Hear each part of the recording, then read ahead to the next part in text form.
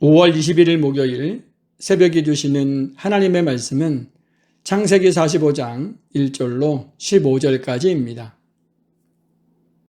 창세기 45장. 요셉이 시종하는 자들 앞에서 그 정을 억제하지 못하여 소리질러 모든 사람을 자기에게서 물러가라 하고 그 형제들에게 자기를 알리니 그때에 그와 함께한 다른 사람이 없었더라. 요셉이 큰 소리로 우니 애굽 사람에게 들리며 바로의 궁중에 들리더라. 요셉이 그 형들에게 이르되 나는 요셉이라. 내 아버지께서 아직 살아계시니이까. 형들이 그 앞에서 놀라서 대답하지 못하더라. 요셉이 형들에게 이르되 내게로 가까이 오소서. 그들이 가까이 가니 이르되 나는 당신들의 아우 요셉이니 당신들이 애굽의 판자라. 당신들이 나를 이곳에 팔았다고 해서 근심하지 마소서. 한탄하지 마소서. 하나님이 생명을 구원하시려고 나를 당신들보다 먼저 보내셨나이다. 이 땅에 2년 동안 흉년이 들었으나 아직 5년은 밭갈이도 못하고 추수도 못할지라. 하나님이 큰 구원으로 당신들의 생명을 보존하고 당신들의 후손을 세상에 두시려고 나를 당신들보다 먼저 보내셨나니 그런즉 나를 이리로 보낸 이는 당신들이 아니요 하나님이시라. 하나님이 나를 바로에게 아버지로 삼으시고 그 온 집의 주로 삼으시며 애굽 온 땅의 통치자로 삼으셨나이다.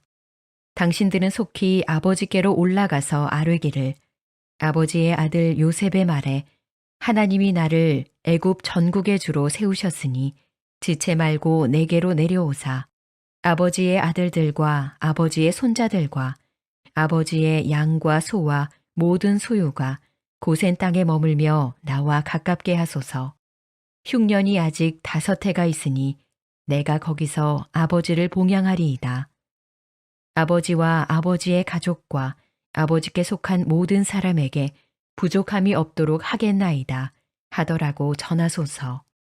당신들의 눈과 내 아우 베냐민의 눈이 보는 바 당신들에게 이 말을 하는 것은 내 입이라. 당신들은 내가 애굽에서 누리는 영화와 당신들이 본 모든 것을 다 내 아버지께 아뢰고 속히 모시고 내려오소서 하며 자기 아우 베냐민의 목을 안고 우니 베냐민도 요셉의 목을 안고 우니라. 요셉이 또 형들과 입맞추며 안고 우니 형들이 그제서야 요셉과 말하니라. 할렐루야. 오늘도 말씀 안에서 승리하는 복된 하루가 되기를 소망합니다. 오늘은 창세기 45장 1절로 15절까지 눈물의 화해라는 제목으로 말씀을 나누고 기도하려고 합니다.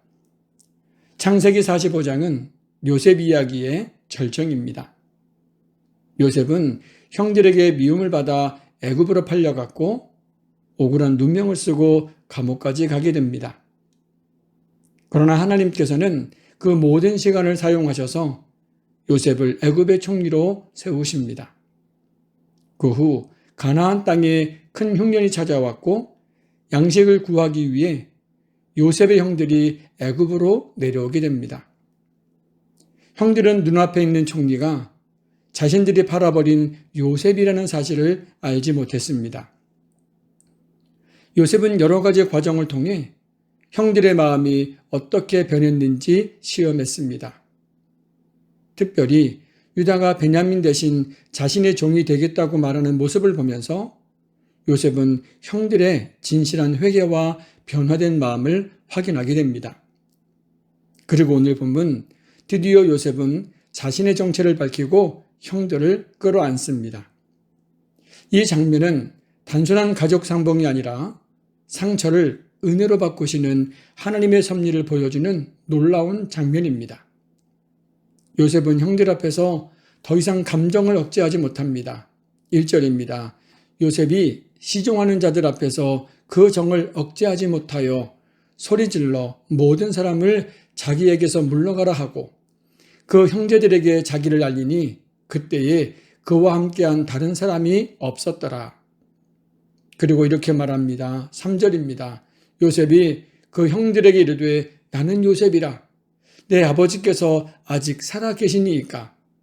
형들이 그 앞에서 놀라서 대답하지 못하더라.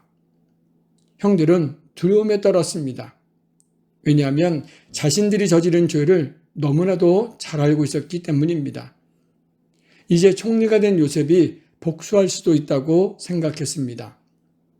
그런데 요셉은 놀랍게도 이렇게 말합니다. 5절입니다. 당신들이 나를 이곳에 팔았다고 해서 근심하지 마소서, 한탄하지 마소서. 하나님이 생명을 구하시려고 나를 당신들보다 먼저 보내셨나이다. 요셉은 사람의 악함 뒤에서 일하시는 하나님의 손을 보았습니다. 형들은 미움으로 요셉을 팔았습니다. 그러나 하나님은 그 사건을 통해 한 민족을 살리셨습니다. 우리 인생에도 이해가 되지 않는 시간이 있습니다. 지금은 이해가 되지 않아도 나중에는 하나님의 뜻을 보는 날이 반드시 올 줄 믿습니다. 그러므로 오늘도 하나님 앞에 성실해야 합니다. 요셉은 형들을 정죄하지 않았습니다. 8절입니다. 그런즉 나를 이리로 보낸 이는 당신들이 아니오 하나님이시라. 하나님이 나를 바로에게 아버지로 삼으시고 그 온 집의 주로 삼으시며 애굽 온 땅의 통치자로 삼으셨나이다.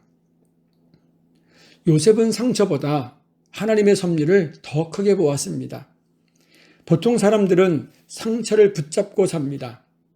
그러나 은혜를 경험한 사람은 하나님을 붙잡습니다.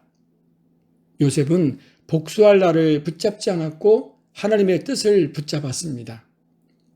요셉은 형들을 끌어안고 웁니다. 14절과 15절입니다. 자기 아우 베냐민의 목을 안고 우니 베냐민도 요셉의 목을 안고 우니라. 요셉이 또 그 형들과 입맞추고 안고 우니 형들이 그제서야 요셉과 말하니라. 눈물이 흐르는 곳에 관계의 회복이 일어났습니다. 진짜 용서는 괜찮다고 말하는 것이 아니라 아픈 기억 위에 하나님의 은혜를 덮는 겁니다. 요셉은 형들에게 9절 이렇게 말합니다. 당신들은 속히 아버지께로 올라가서 아뢰기를 아버지 아들 요셉의 말에 하나님이 나를 애굽의 전국에 주로 세우셨으니 지체하지 말고 내게로 내려오사. 요셉의 이야기는 단순히 총리가 된 성공 이야기가 아닙니다. 가족이 회복되는 이야기입니다. 형들은 요셉을 미워했고 야곱의 가정은 오랜 동안 눈물 속에 있었습니다. 그러나 하나님은 무너진 가정을 다시 붙드셨습니다. 하나님은 오늘도 우리의 관계를 회복시키기를 원하십니다. 하나님의 섭리 가운데 가정과 일터와 교회의 회복의 은혜가 있기를 주님의 이름으로 축복합니다. 기도합니다. 하나님 아버지 감사합니다. 오늘도 새벽을 깨워 말씀 앞에 서게 하시니 감사합니다.